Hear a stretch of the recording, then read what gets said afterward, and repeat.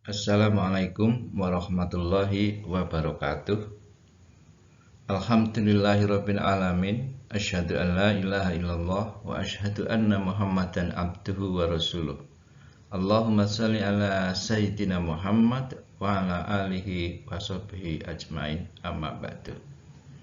Para peserta pelatihan jarak jauh penguatan moderasi beragama yang kami hormati, pada materi ini kita akan membahas tentang konsep moderasi beragama dalam kegiatan penguatan moderasi beragama.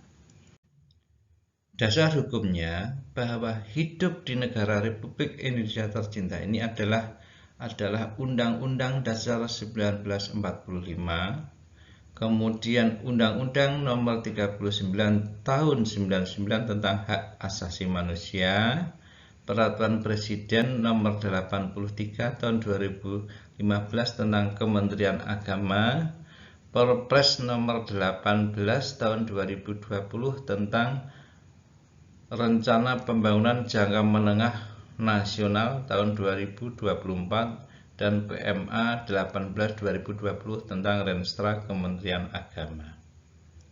Dengan demikian bahwa urgensi moderasi beragama adalah kita melihat kondisi kebangsaan dan keagamaan, di mana kita hidup dalam kemajemukan. Oleh karena itu, dalam kemajemukan kita harus memperkuat esensi ajaran agama dalam kehidupan bermasyarakat. Selanjutnya, kita mengelola keberagaman, kemudian juga merawat keindonesiaan melalui moderasi beragama dengan perbuatan dan sikap toleran, harmonis, dan damai. Penyelarasan relasi agama dan negara sangat dibutuhkan dalam kehidupan berbangsa dan bernegara. Penyelarasan relasi agama dan negara itu mencakup agama dan politik, agama dan layanan publik, agama dan hukum, agama dan ekspresi publik.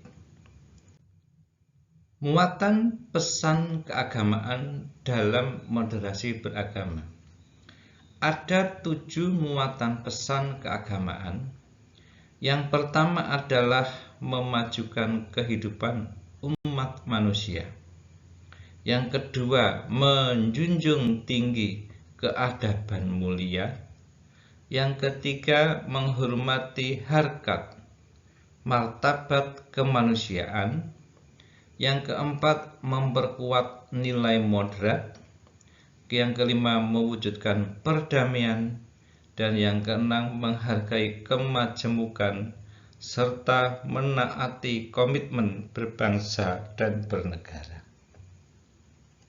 Para peserta pelatihan yang kami hormati, arah kebijakan dan strategi penguatan moderasi beragama.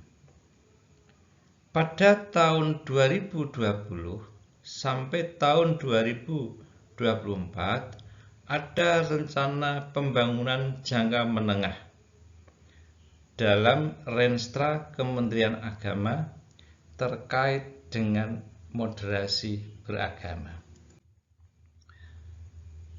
Prioritas nasional, revolusi mental dan pembangunan kebudayaan. Pertama adalah revolusi mental dan pembinaan ideologi Pancasila. Yang kedua adalah meningkatkan pemajuan dan pelestarian kebudayaan.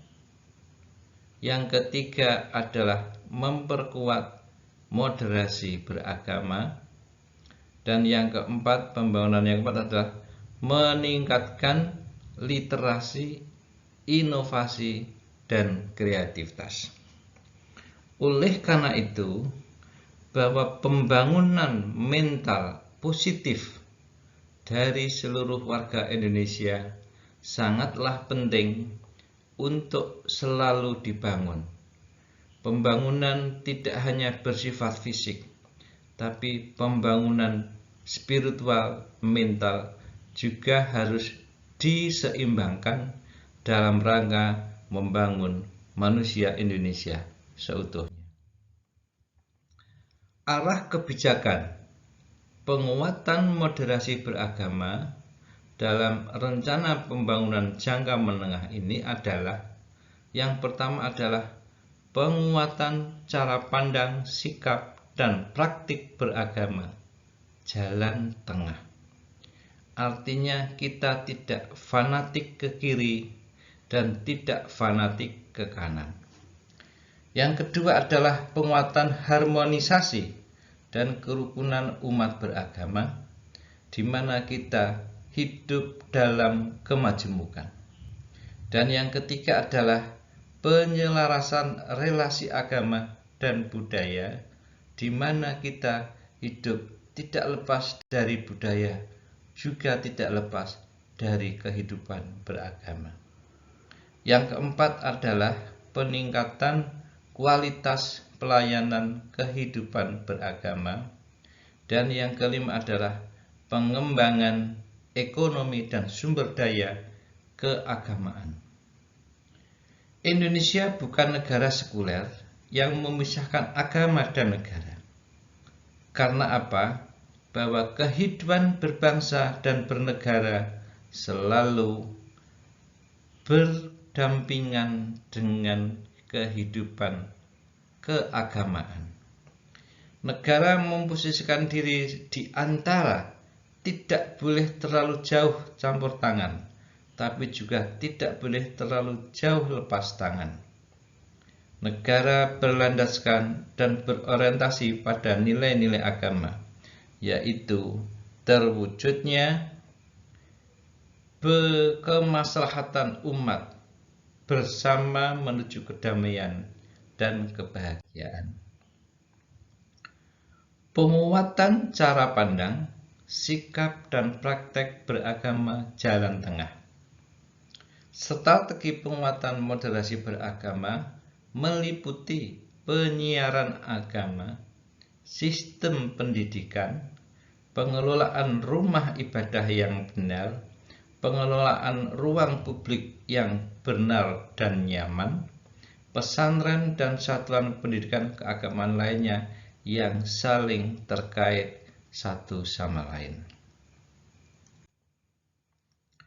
Penguatan harmonisasi dan kerukunan umat beragama. Penguatan harmoni dan kerukunan umat beragama disertai perlindungan hak hukum, optimalisasi peran lembaga negara, lembaga agama, serta pemberdayaan forum komunikasi umat beragama. Perlindungan umat beragama untuk menjamin hak-hak sipil dan beragama. Penguatan peran lembaga keagamaan adalah sebagai organisasi sosial keagamaan, tokoh agama, tokoh masyarakat, dan semua aparatur negara.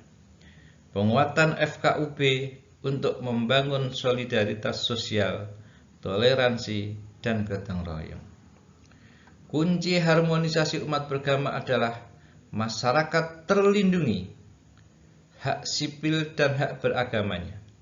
Para tokoh dan lembaga kunci mampu memainkan peran untuk menjaga situasi yang baik dan saling mendukung.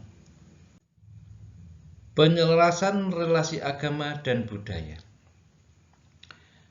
Relasi agama dan budaya mencakup apresiasi budaya, mencakup pelestarian budaya, mencakup tafsir agama, literasi budaya, dialog lintas agama dan budaya, perayaan keagamaan. Yang perlu ditekankan bahwa agama bukanlah budaya dan budaya bukanlah agama. Dua oposisi itu saling kait-mengkait, tapi tidak boleh dicampur adukkan. Peningkatan kualitas pelayanan kehidupan beragama. Penerapan perspektif moderasi beragama dalam fasilitas pelayanan publik meliputi fasilitas pelayanan haji dan umroh, bimbingan keluarga, jaminan produk halal. Fasilitas pelayanan meliputi peningkatan fasilitas pelayanan keagamaan yang dapat dipertanggungjawabkan, bersifat inklusi dan tidak diskriminatif.